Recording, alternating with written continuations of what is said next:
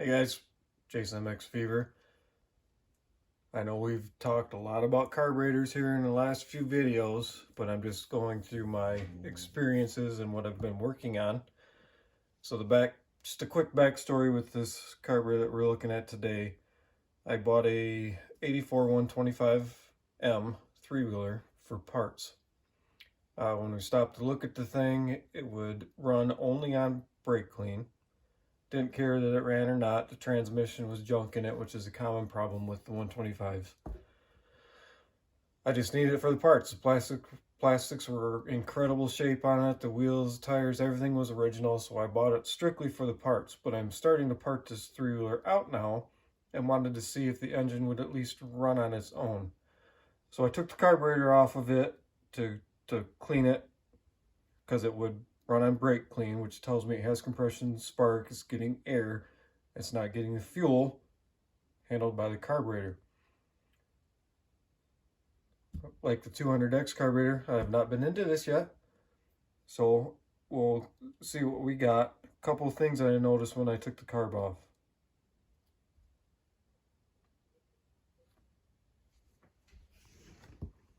When I pulled the carb, the choke plate was stuck. It was stuck in that position. So the way the choke works on the 125M, and it's stuck again, they're controlled by a cable. So the cable comes in here and goes into that eyelet. Now, if you guys have 125Ms, then you got to pull the choke cable up and hold it. There's an adjustment for this. This one's obviously broke, but the choke cable is attached to the handlebar cross pad. You adjust the choke tension by tightening this plastic nut up. I can't pull this out because it's all frayed right there. But you pull this out. When you tighten this, there's a ferrule, 3 fingers on it, that squeeze down on the plastic sleeve of the choke cable. So that's how you adjust the choke. The second issue that I noticed is it was missing a nut on the intake manifold. So the carb was cocked off to the side, and it had sucked the O-ring into the intake. So the thing was basically sucking all of the air, because air will go path of least resistance into the opening that was here between the intake manifold and into the engine. So it had a lot of things wrong with it. I'm tearing this apart to see what's... Well, I was going to part this, but I just noticed something that I can't sell this as a good part. So see... Oh, this sucks. Somebody changed the screw. That's not original. This one is. Can you see that little crack right there? So the housing's broke. So I'm gonna have to sell this for parts, but I noticed that because the gap's tight here, it gets wide here, and it gets squeezed down again, so it's warped. And that's broke. So a carb that I thought was gonna be sold for a good one is going to be sold for parts now. And actually, I'm not even going to mess with getting this going to see if this engine runs. Well, that sucks. But I can already tell what's wrong with it because the smell is rancid. I'm sure my wife would confirm. Do you confirm, babe? I do. So I know that the carburetor's plugged up. We'll take this Jimmy rig screw out.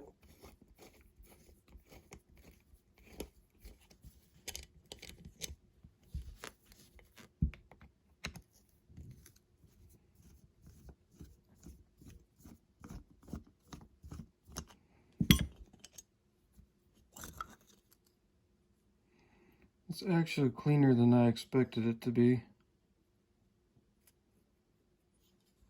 But I'm certain that the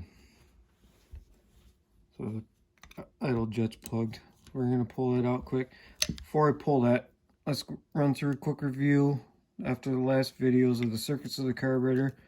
Okay, so now I see here is the air bleed for the idle jet.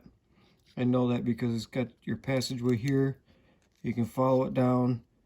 This is a BB they put in after machining to plug it off. Then you can see it comes through this opening to the idle jet. Then it comes out that teeny little hole right there. Let's pull the float out. That's just a little one. It's in good shape. This should be a good parts carb for somebody, but I'm not going to be able to sell it as something to put on a runner, just simply because this is broke. This tab's broke off or cracked. I wouldn't put this on my own bike, so I'm not going to sell it to somebody else.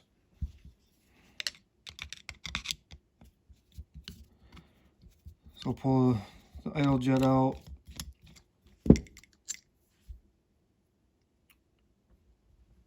Give it a quick blow through. Hold it up to the light. You know, it's plugged up solid. I can't see anything through it. So this is the culprit of why, multiple culprits actually. The choke plate was shut. Idle jet was plugged. And it was sucking air in the opening because it only had the nut on one side. So it was sitting cockeyed on the intake manifold like this. But this should help you guys with understanding how carburetors work. So there's the air bleed for the main jet. So it comes down through that little passageway, draws the fuel up through this one. Let's see if the main's plugged while we're here. So the emulsion tube stayed in this one. Hold it to the light. It's plugged. So this thing had been sitting for some time. It would never stood the chance to run the way that it was.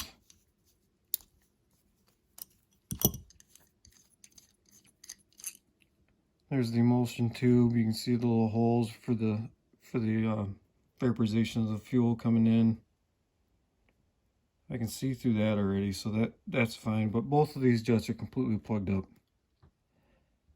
So like I said, this three-wheeler never stood a chance to run the way that it was. If you were to try to resurrect this carb, if it wasn't broke here, I'd spray brake clean in here. Made sure it came out that tiny little hole right there. Made sure it came out that tiny little hole right here. And this, I noticed that this does have a transfer circuit. Okay, so can you see in to where the needle is pointed there? No, in the slide hole. Yeah, I can see it. So there's a transfer circuit in this carb.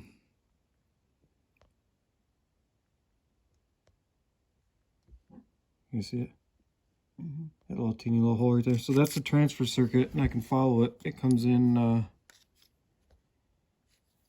It comes in the bottom of the idle jet. So there's two circuits to this. So you want to make sure you get fuel out of both of these teeny little holes. When fuel, why do I keep saying that? When you blow brake clean in there, and make sure it comes out here. With these little engines, they're the passageways are so small, they're easily plugged up. Same with the 200X carb. This is the intake from the airbox. This is the inlet to the engine, or the intake manifold. So the screw here is the fuel mixture screw. Same with the other one. I'm going to just check, see what the settings were on it. I can't even turn it. So yeah, this carburetor is roached. Or somebody had it actually turned in all the way.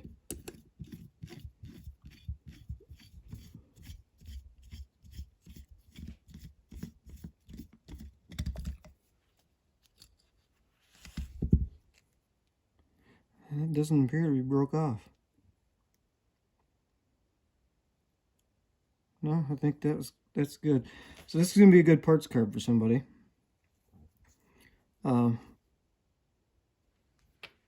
Like I said, I won't sell this as a runner. I won't even put it on my own bikes because of this little thing right here. But a couple other things I've seen come up here in the last couple of weeks on the internet and the groups is changing the cables. Everybody asks how to get the cable out of this. So your cable goes on right to your slide. You take this out. Everybody seems to be asking what happens with this. You just undo the cable out of the slide, take the cable out, and then it just pulls through this. You reuse this part. And what seems to be, and somebody's moved that too, probably because the idle jet or the mixer screw is turned all the way in. The 125Ms, the petcock, instead of being on the gas tank, is on the carburetor itself. I know the thing had fuel because it smells like hell. Just for curiosity, see what's in here first, because this is the clean out spot for the petcock. Yeah, the O-rings are all roached in there. So this is a parts carb at this point. Discouraging because I thought I was going to be able to part this out and make some money on it, but I'm not going to sell this to somebody as a runner. So hopefully it does help you guys out with the 125M carb. What I was looking for, a little discouraging. Actually, it's broken more than one spot, but it's part of the game, right? Stay tuned.